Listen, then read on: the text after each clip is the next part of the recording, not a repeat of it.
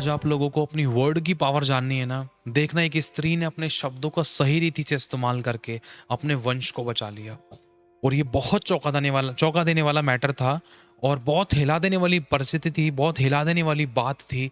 अगर हम देखते हैं कि कई बार एक मनुष्य, एक विश्वासी, अड़ोसी पड़ोसी, लोग, मित्र, दोस्त या हालात कई बार आपके मुंह से गलत शब्द निकलवा देते हैं, क्योंकि आप जो देखते हो वही चीज आप सोचने लग जाते हो कि अब ऐसा डॉक्टर ने बोला है, रिपोर्ट बता रही तो ऐसा ही था। लेकिन नहीं, देखो वचन क्या कह रहा है। वचन बाइबल के अंदर तो बहुत सारे इतने अच्छे अच्छे उदाहरण हैं सही शब्दों के विषय में कि जब उन्होंने अपनी जुबान को सही रीति से काम में लाया तो कितनों को जीवन मिला, मुर्दा परिस्थितियां जीवित हुई, बुराई भलाई बदली, श्राप आशीष में बदले, बंधन टूटे, परेशानियां दूर हुई, लोगों की गवाहियां बनी, आंखों में खुशी के आंसू आए उनकी जुबान के कारण, सही शब्दों के कारण। एक स्त्री है, दूसरा राजा चौथा अध्याय, अगर इस पढ़ते इसकी 18वीं आयत में, एक स्त्री थी, शुनेम वासी स्त्री थी, धनी थी, जो उसके पास वंश नहीं था। ये लगभग दोनों पति पत्नी 50 60 70 के आसपास की उम्र में थे। इसी स्त्री का लगभग मासिक धर्म भी बंद हो चुका था और पति भी बूढ़ा हो चुका था और इनके पास कोई आशा नहीं थी।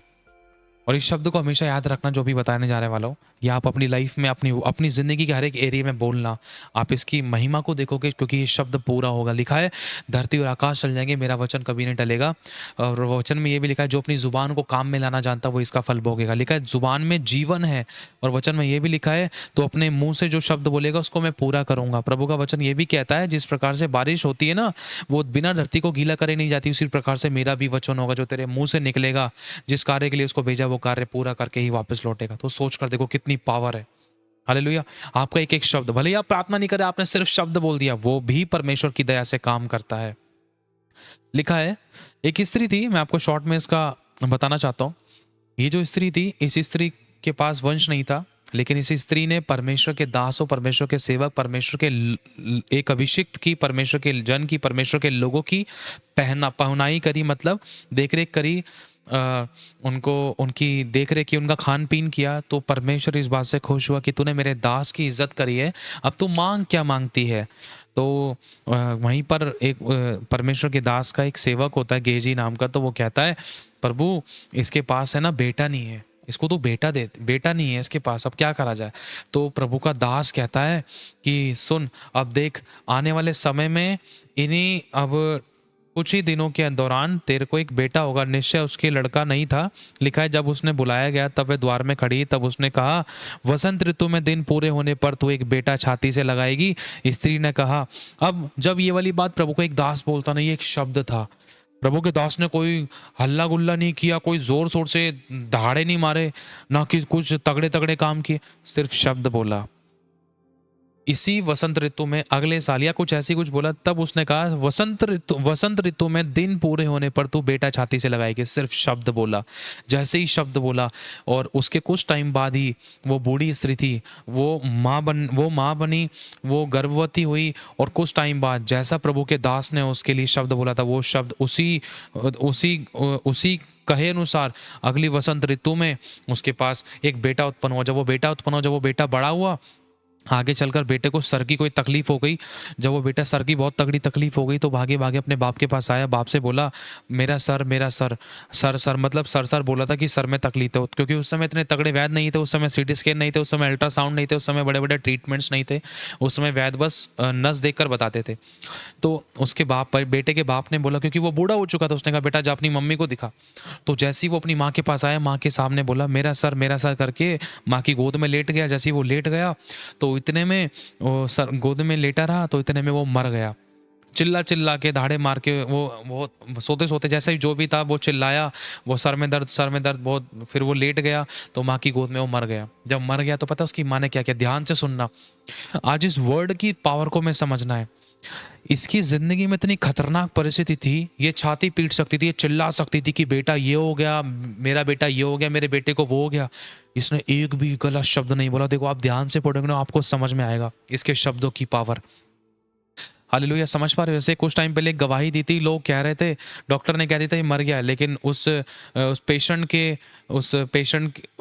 के साथ जो रिलेटिव था, वो विश्वासिनी स्त्री थी। उस विश्वासिनी बहन ने उस रिलेटिव अपने उस घर के उस व्यक्ति के लिए प्रार्थना की। लगभग 5 से 6 घंटे लगे, हॉस्पिटल के अंदर ही वो बंदा जीवित हो गया और डॉक्टर ने जिसको मरा हुआ घोषित कर दिया था। समझ पा रहे हो? और एक और मैंने गवाही शायद बताई होगी आपको कुछ टाइम पहले कि एक बड़ा तगड़े एक्सीडेंट के अंदर एक विश्वासी मर गया और हॉस्पिटल में जब उसको लाया गया तो उसकी आखिरी सांसें चल रही थी, खत्म हो गया।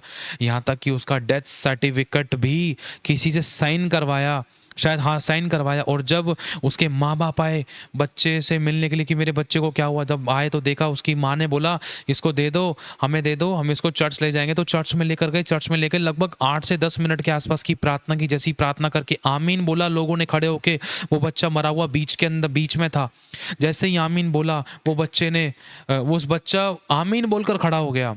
ये बहुत सामर्थ्य चमत्कारी गवाही है और वो लड़का शायद आज भी जीवित है। ये गवाही शायद 6-8 महीने पुरानी है। और ये मैं हैरान हुआ था उस गवाही को सुनकर। शब्दों की पावर।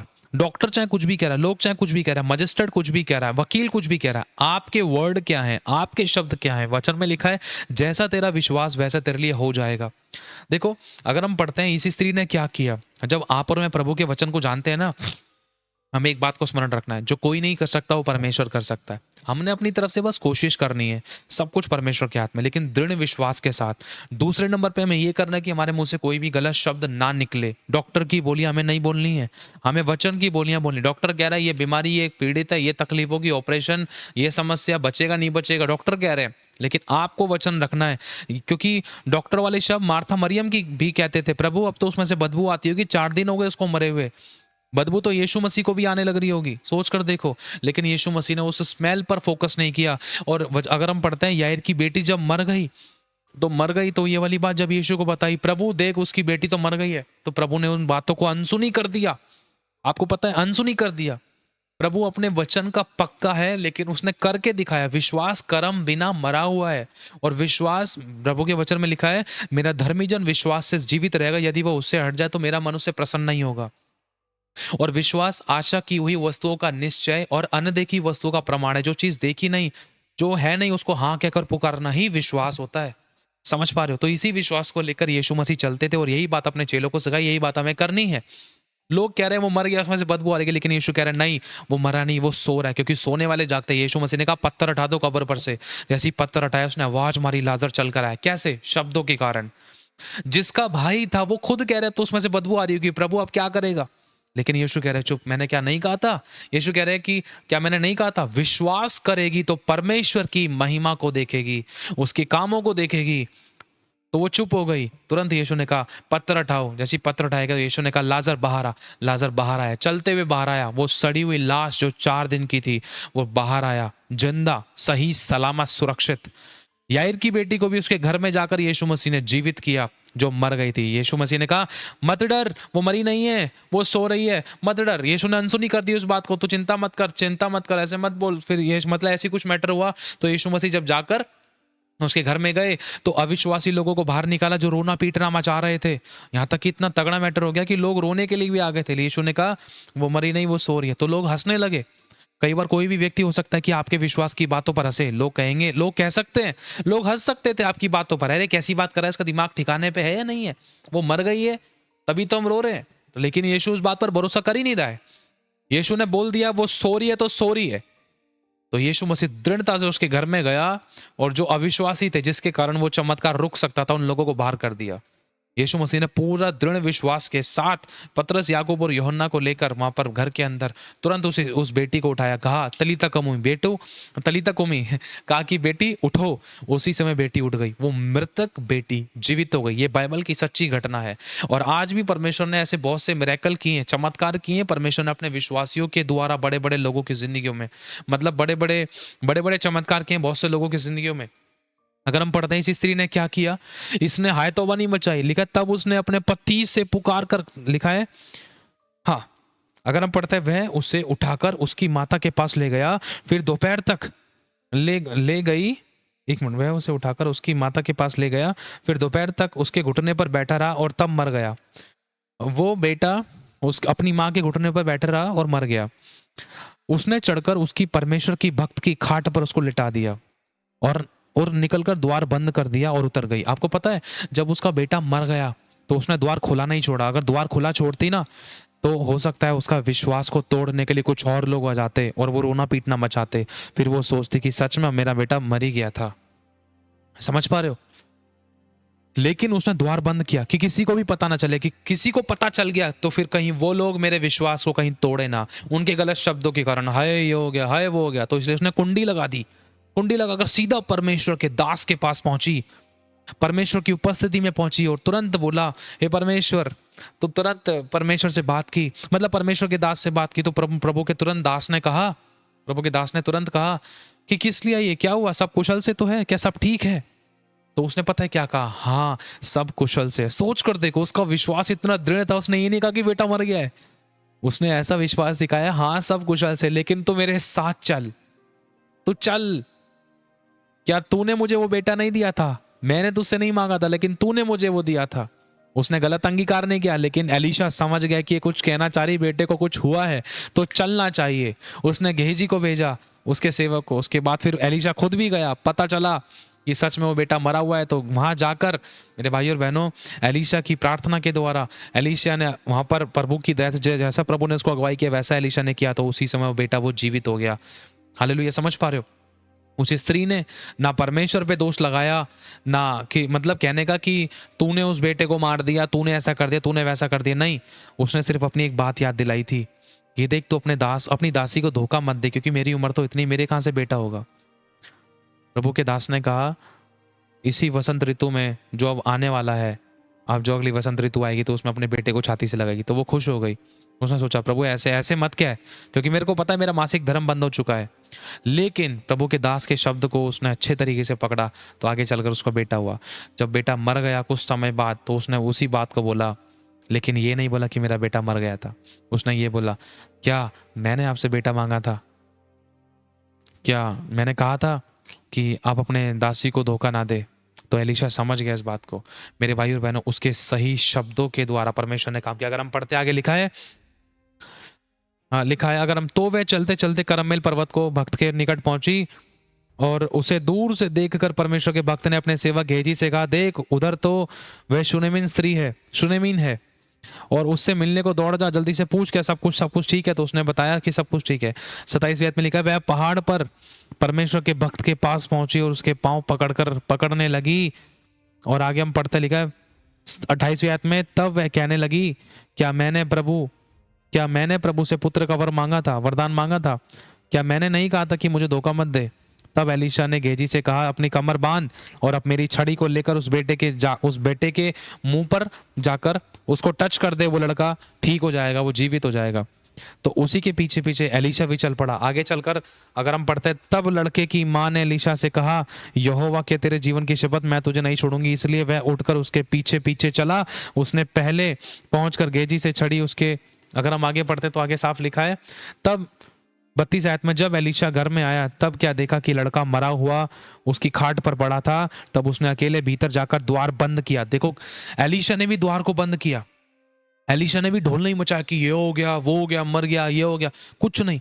एलीशा ने भी द्वार बंद किया, क्योंकि परमेश्वर का काम के लिए तगड़ा विश्वास चाहिए। कोई अविश्वासी ना आने पाए या कोई शक वाली बात ना आने पाए। और परमेश्वर के साथ, अगर हम मत्ती की पुस्तक पढ़ते, उसमें भी साफ लिखा है कि तू मेरे साथ गुप्त में बैठ, द्वार को बंद कर और प्रार्थना कर, तब तेरा पिता तुझे प्रतिफल देगा। हालेलुया।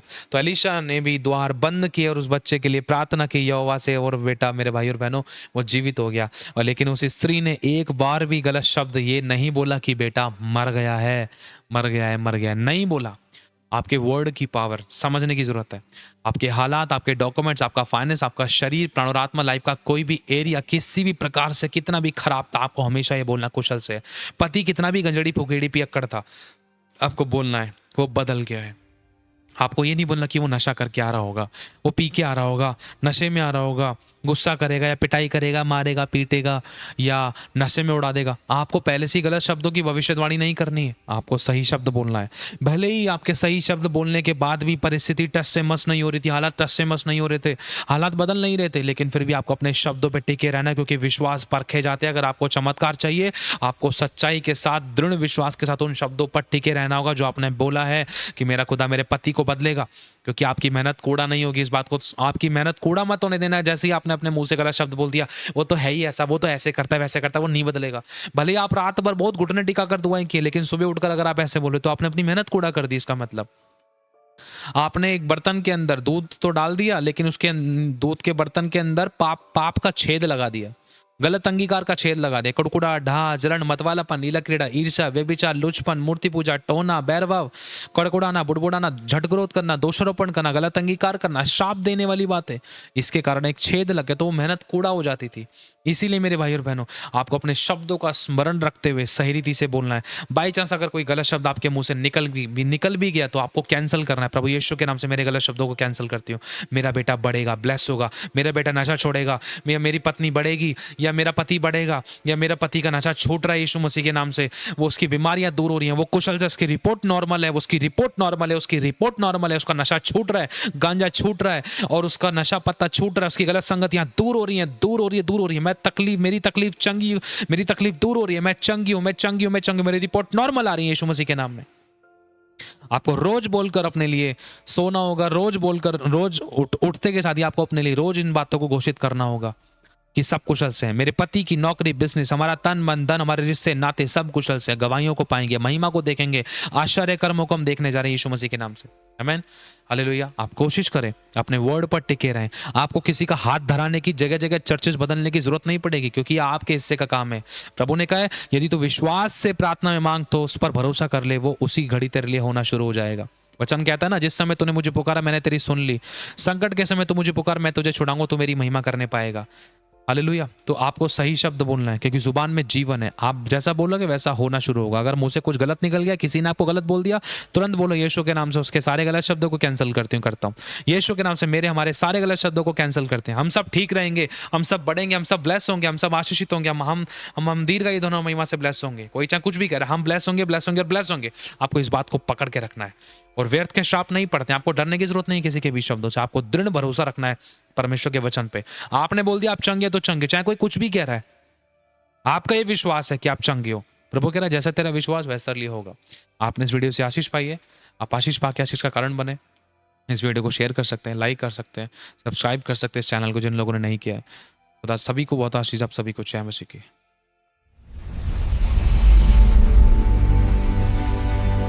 एक बात मैं आप लोगों से और कहना चाहता हूं, यदि प्रभु आप लोगों को अगवाही करता है तो आप इस मिनिस्ट्री में अपने बीजों को बो सकते हैं, खुशी, आनंद और हर्ष के साथ, बिना किसी दबाव के, बिना किसी जोर जबरदस्ती के। अगर आप बोना चाहते हैं तो आपको स्क्रीन पर दिख रहे बारकोड्स के द्वारा आप स्कैन करके अपने बीजों को बो सकते हैं। अगर आपको हमारी अकाउंट डिटेल्स भी चाहिए तो अकाउंट डिटेल के लिए आप वीडियो के नीचे डिस्क्रिप्शन में से आप हमारे अकाउंट डिटेल्स के द्वारा अपने बीजों को बो सकते हैं। और आप लोग अपने अपने 10वें हिस्से अपने अपने चर्चेज में दीजिए, जहां कहीं भी आप जाते हैं वहां पर ईमानदार वफादार रहें।